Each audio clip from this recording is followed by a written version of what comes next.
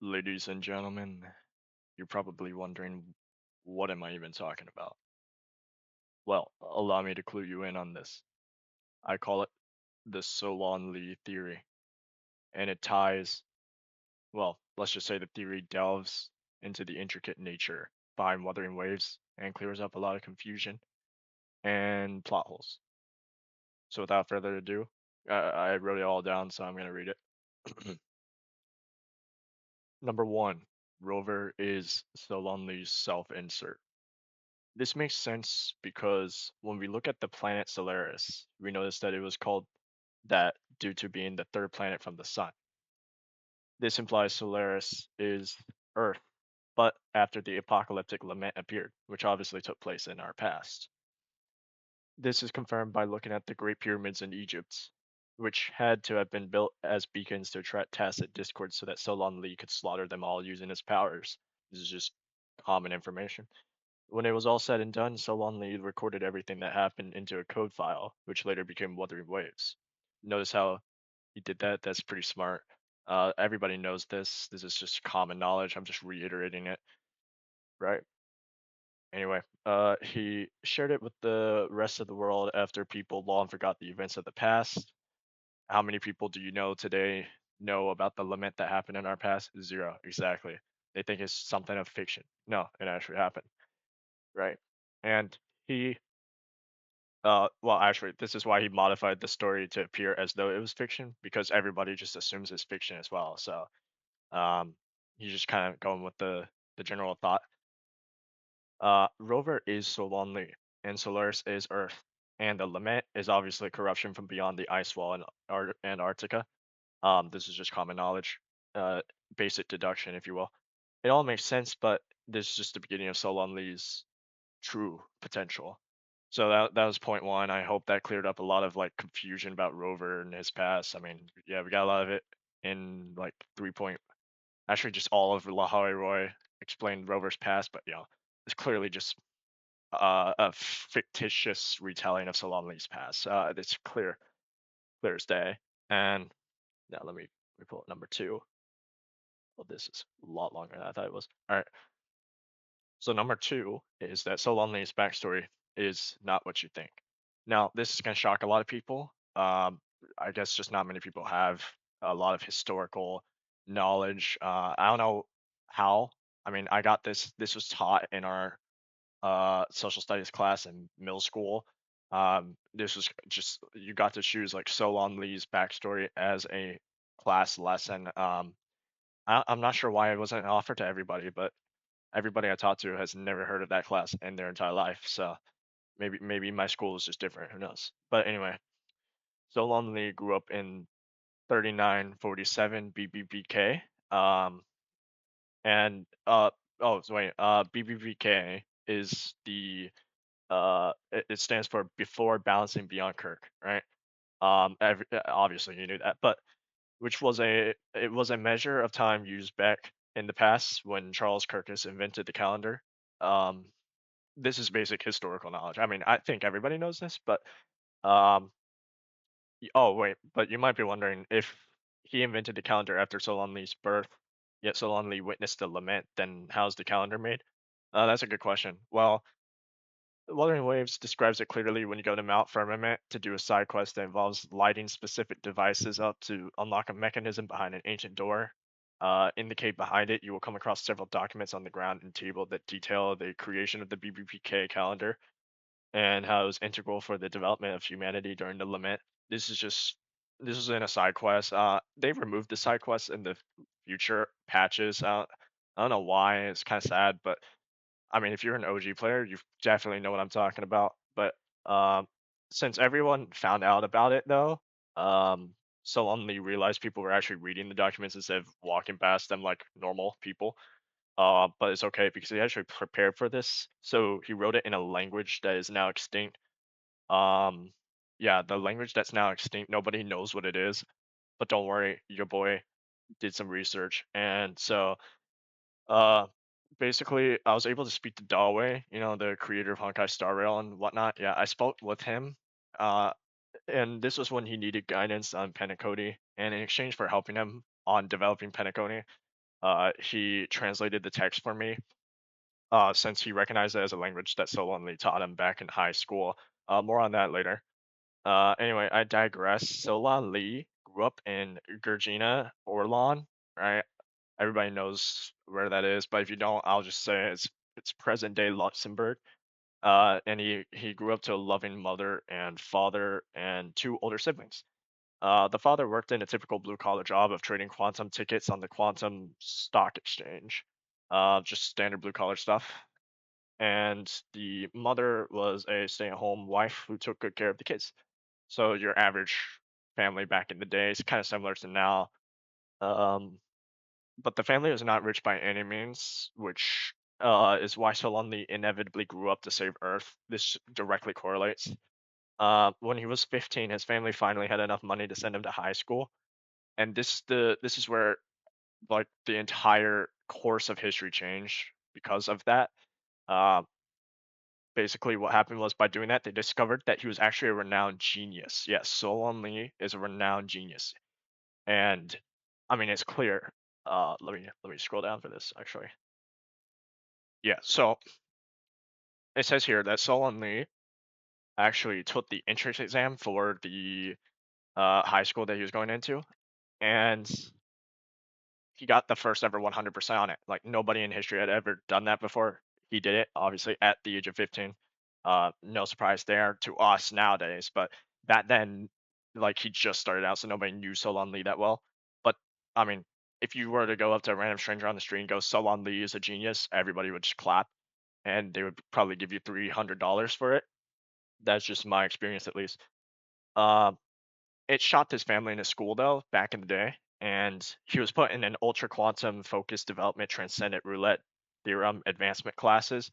Um, that's just like it's like basically AP, and they were for the smartest of the smartest, meaning experts estimate Solon's IQ to be about 325. I think that's a low ball, me personally. I mean, I've met a lot of 325 IQ people, and they're just not on the level Solon, but you know, they're the experts, not me. So we'll just stick with 325 for now. But I think it's higher. Like honestly, I think it's higher. Uh, but he still retained his humility and humbleness thanks to the poor background of his family. Remember what I said: the being poor is integral to his development. So there it is, right there. He graduated high school in 3 days. Oh, also, that is where he discovered Dalway was in one of his classes, and they became best friends. And Solonly would remember this encounter in the future. We'll go back to that later, though. Um, then he jumped straight into the National Orlan Quantum University, um, as one should, right? If they're a renowned genius, that is like the best university, uh, back in the day at least. It's like comparable to MIT or something, but this is in present day Luxembourg, that area. Um, So he majored in mechanical quantum development technology with a minor in gardening. Sorry. Yeah. I don't know why he chose gardening as the minor. I figured he would choose a more mechanically inclined minor, but I'm not one to judge. He's a genius. I'm not. And so he graduated in 5 days, as one does. And it was a good timing too because the limit just broke through the ice wall and spread into the rest of the earth by now, and everything flipped upside down. So honestly, impeccable timing on Soloni's part. All right, let's go to point three, I think. Yeah. All right. All right. Uh, Connecting Wuthering Waves lore to Solon's lore. This is the part where people are like asking me. A lot of people on the street were asking me, "Hey, can you do a deep dive into how it's all connected?" I got you. I did research on this again, part of my social studies class in middle school. Everybody knows this, but not many people have talked much about it online. So I'm just here to spread the word. Um, Let's see. So Solon Lee, using his genius and university degrees as one does, developed the extra strider and charged through the ice wall. And he was only 19 when he did this, so huge shout outs to him. That takes a lot of courage. After 4 years of fighting for his life against the tacit discords and watching his family get slaughtered, he decided enough was enough. He did manage to preserve Dawei's corpse in a quantum stasis chamber, vowing to save him somehow in the future. So that's how come Dawei's alive right now. I mean, obviously, you didn't think I would just leave that hanging, right? He was clearly put in a quantum stasis chamber to preserve his life. We lost the technology for some reason. Maybe I don't really know what happened to the technology. I think Solon probably just destroyed it, so humanity couldn't, use it for bad people or anything. So I can understand why he destroyed it, but it sucks, But whatever, it is what it is. Solon, upon reaching the other side of the ice wall, saw ruins galore and the abandonment of civilizations, and feared the same would happen to the other side of the ice wall where he was from. This is just a common fear.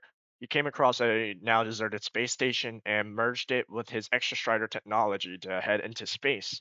You might be wondering why, and that can be answered because he analyzed the rotation of the Earth and matched the tacit Discord frequencies with documents in the space station that revealed a secret passcode that, when entered into a safe, shows documents that proved the lament came from when humanity attempted to harvest a black hole. And when it failed, they put up an ice wall to keep the rest of the Earth safe.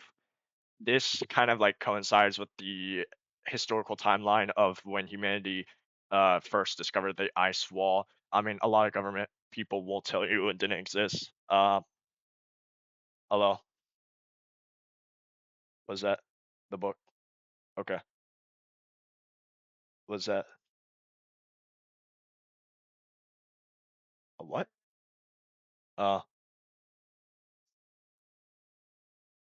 okay. Okay.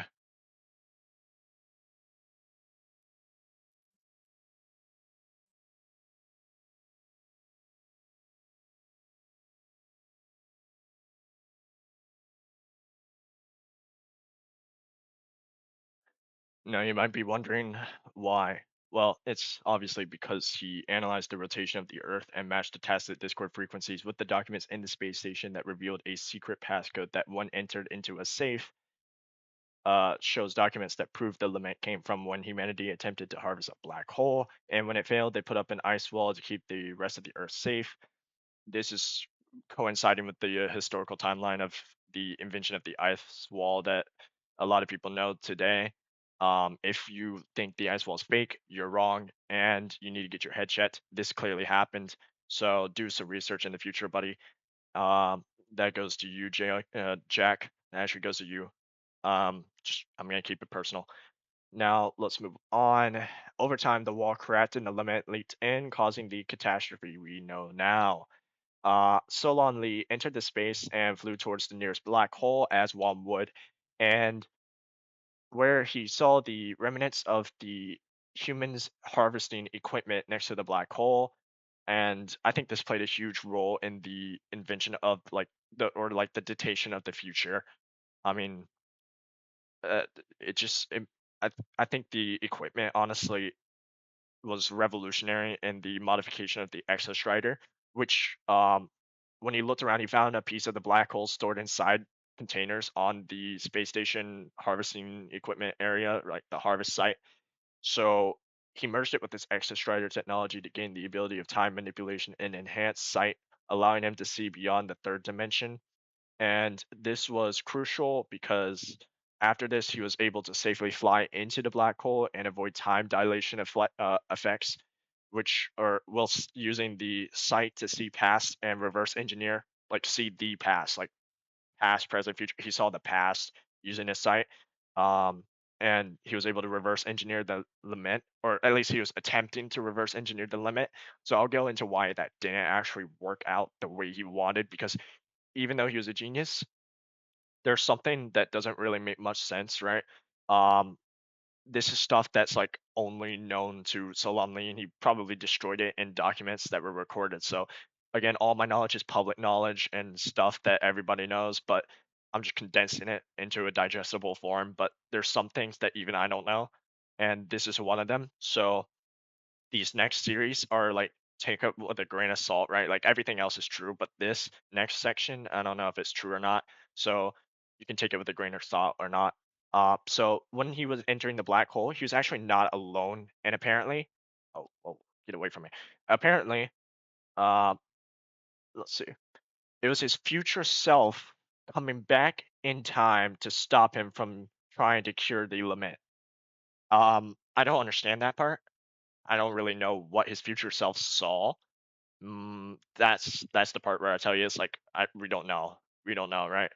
Um, and it gets more confusing. Basically, they duped it out, and but since the future version knew everything, he easily won the fight. You know what you expect, and he was about to kill the present version. Well, that's a little extreme, and uh, when all of a sudden the a goddess descended and evaporated the future version of Solon Lee and saved present Solon Lee. Yeah, that is. Oh yeah, there's a goddess there too, but she wasn't really important until just now. So I don't know how the future Solon Lee didn't see that coming, but maybe present Solon Lee's smarter than I don't know. It's a little confusing. Again, take it with a grain of salt. It's not commonly discussed. Everything else is true. This part is a little gray. So if it's confusing, that's probably why. Um.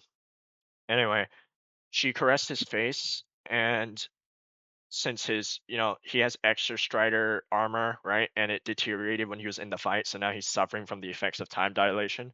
So like a lot of years have passed now because he's like inside of the black hole. Things just don't really make sense anymore time wise.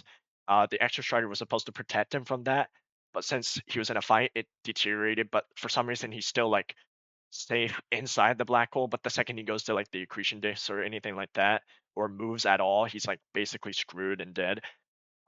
So she kisses him somberly and then gives him, she gave him some of her powers before pushing him into the accretion disk.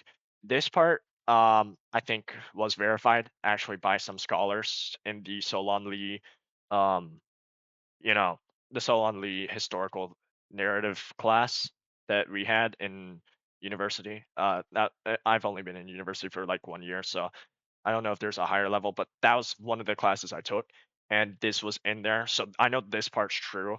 Um, and then after she pushed him into the accretion disk, he using the goddess's powers, he was immune to the spaghettification and uh was catapulted towards Earth. So that is actually where the Wuthering Waves story actually begins. Because remember, at the very beginning of Wuthering Waves, we saw a goddess who gave powers to Rover or something, and then threw him God knows where, and somehow ended up in Earth. And that is basically like where the Wuthering Waves story begins, because we just see that that's actually what Solon Lee himself experienced. So it ties all the way back to Rover being the self insert. Obviously, this is proven, and there's a lot of historical data to back this up if you just look in your local library or something, or take your Solon Lee classes in university, whatever. It's clear as day. I found it very fascinating. I definitely like to look at the research behind all of this, and I can confirm that this is true, right? But we're not done. There is one last passage. It's short. Uh, Point number four: why is Solon Lee still alive? You might be wondering, if this was 3,000 some odd years before Balance Beyond Kirk or whatever, right? This was 3,000 years before that moment, and that was during the Lament, which is like God knows how long before our time period with the Julius calendar and whatnot. You have to ask yourself, how is Solon Lee alive right now? And that's a good question, and I can answer that. Solon Lee, after saving the world from the lament, helped rebuild humanity, and since he had the goddess's powers, he was immortal.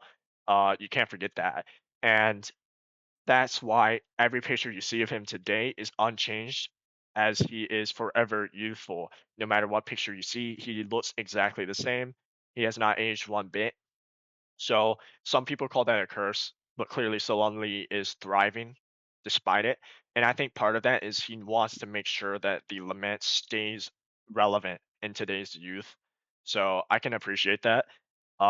He revived Dalway in our time period and wiped his memory so he wouldn't panic about the lament, as we are way beyond it by now. And since it's a mere distant memory or a concept of a game to us, but to Solon Lee, it is his entire life. That like I go about how like that's like what's keeping him, focused and staying diligent. Because like the average person would go crazy, but Solon Lee, he was able to pull it off because he's a 325 or higher IQ genius who is basically Rover, if not better than Rover. Um, and this is basically the conclusion of the true Solon Lee theory. And by the way, all of this is canon, right? This is all true. This is actually completely relevant to the Wuthering Waves story. So, yeah, that was the Solon Lee theory. And if you guys want more like theoretical takes on Wuthering Waves or Honkai Star Rail, whatnot, I definitely can do more of this for you. But that I just wanted to get out there the Solon Lee theory story because not many people know it for some reason, or if people do know it, they just don't understand it, right? So hopefully I was able to break it down for you guys. And yeah, with that, that is the end of the video. Thank you very much.